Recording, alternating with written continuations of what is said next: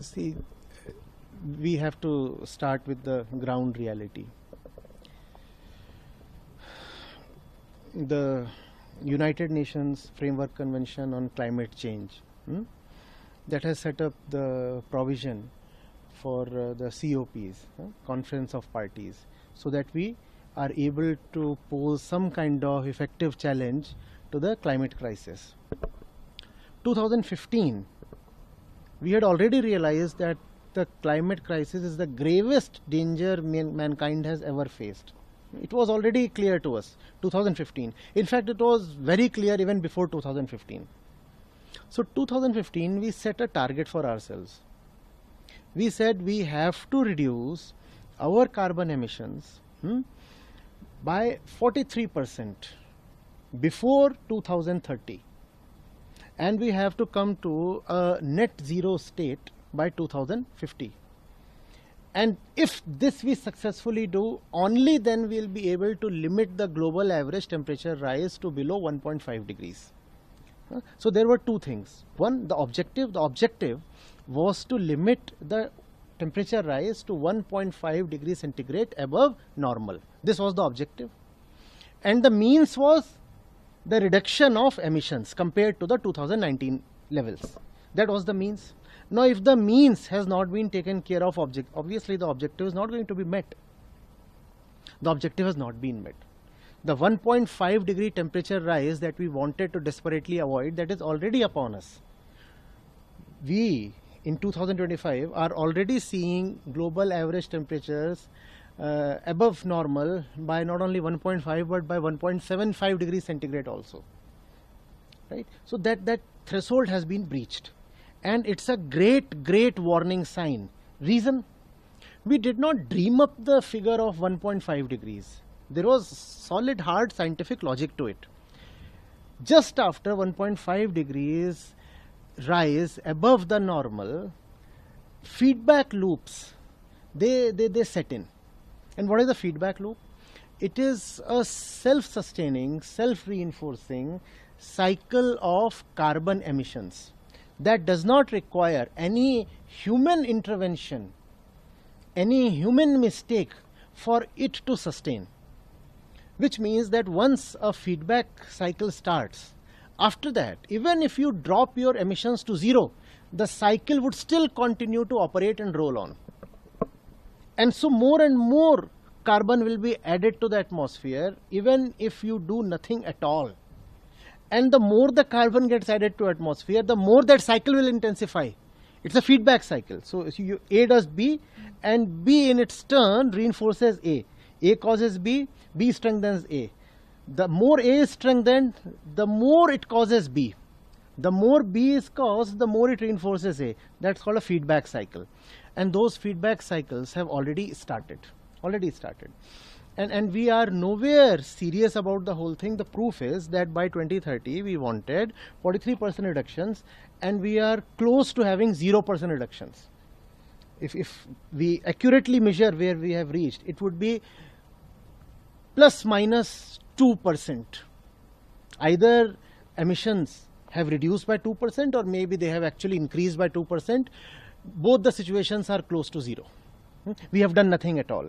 We stand exactly where we stood in 2019, and the temperatures they just keep increasing every passing year, and that spells catastrophe. This is the end, and this is not being highlighted by any party whatsoever. It is as if mankind has collectively taken a suicidal decision. We are saying this is upon us and we don't want to do anything about us. Trump has pulled out of the US agreement, of the Paris agreement. And this is the second time he's doing that.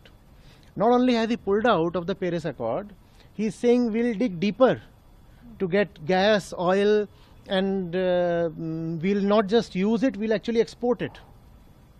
We'll even excavate Alaska beneath all the sheets of ice. If there is oil or gas to be found, we'll dig it out. And that kind of mindset is there. Environmental sciences, the climate crisis, these things are being expunged from the curricula of schools and colleges, and especially in the US, there is a clampdown. They don't want people to talk of it. They don't want to this to get into the popular discourse. Conversations are being screened. Public conversations are being screened for climate. It's so. How am I mistaken in thinking that we have actually decided, we have actually resigned, and said that this is our fate and nothing can be done about it? But then it is not a question of our fate. It is a question of this planet. It is a question of the coming generations. It is also a question of the millions of other species for whom the planet is home. We don't monopolize this place, do we? Right? So what right do we have to decide to just give up on this planet and then shoot ourselves all the way to Mars? That's what we seem to have decided.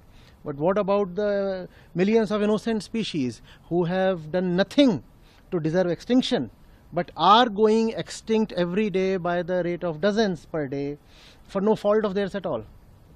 So that's why this Operation 2030, to sensitize people to this. And when people are sensitized to this, then they'll be able to revisit their priorities. They'll be able to see that the kind of people they idolize and admire, they are the ones chiefly responsible for bringing this crisis upon us. A quarter of the total global emissions come from the top 1% rich population of this planet. Top 10% of the rich population contributes for more than 50% emissions.